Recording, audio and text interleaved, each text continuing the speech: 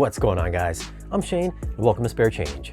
If you're new to the channel and have a passion for audio and video gear, or want to keep up with the highest quality movies at home, like 4K Blu-rays, consider subscribing for new weekly content. In for a review today, we have Hunter Killer on 4K Blu-ray.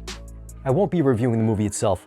I'm just going to share with you some of my thoughts on the video and audio quality. Now for a few tech specs. The movie was shot in 3.4K. It's rated R. Runtime is 122 minutes. Aspect ratio is 239:1, so there are black bars when watching on a television. Now I'm not sure if this has got a 2K or 4K DI, but this is one of the best looking transfers I've seen so far this year. Kind of a shame because I think this movie is kind of an afterthought. If you bought your 4K display looking for ultra sharp, crisp UHD goodness, then this may be a movie you'd like. The detail here is abundant in almost every scene. There almost seems to be too much detail when looking at all the wrinkles and facial hair on the Russian general's face. Every pore and stubble is rendered perfectly. Costumes were highly textured, and every little light and switch on the instrument panels inside the submarine were highly discernible. The color palette here is cold, with a lot of steely blues, grays, and blacks, so there isn't much in the way of HDR vividness. When colors do appear in the way of blinding underwater explosions and gunfire, reds and oranges jump right off the screen. Spectral highlights from muzzle flashes or just little lights within the submarine's interior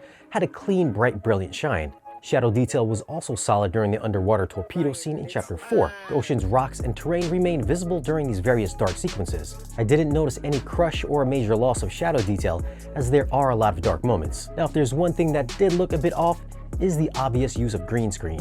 The image just looked so good at times, it was just clear the backgrounds were kind of funny looking. It also looked like they used some stock military footage of battleships and planes that just didn't mix with how well the rest of the movie was shot. It would switch from grainy to ultra crisp. Other than that, it's got some great image quality. Fire! Audio is done in Dolby Atmos, and much like the video, this was surprisingly great sounding. Again, the torpedo chase in Chapter 4 surrounds you in all directions as the submarine traverses through the ocean and torpedoes come flying in every direction. There's a great shootout in Chapter 11 with some serious chest-pounding bass when that 50 cal starts shooting. And in the back corners of the room, you can hear a sniper rifle go off and it hits its target in the front soundstage. Bass response had some demo-worthy moments when those underwater explosions would go off. Response dug deep and rattled the room.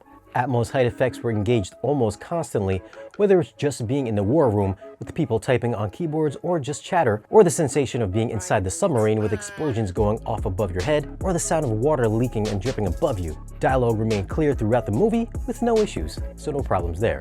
So for audio, I'm gonna go with a 9. There's great surround immersion with a very active high channel mix. For video, I'm gonna go with a 9 as well. If you need your 4K crispy fix, then this is a winner. It's not the most colorful HDR showcase, but given the subject matter, I wouldn't think there would be. So should you grab this movie on 4K Blu-ray? Like I mentioned before, if you love clean Ultra HD video, then I think it's a winner. It's just too bad the movie wasn't that good.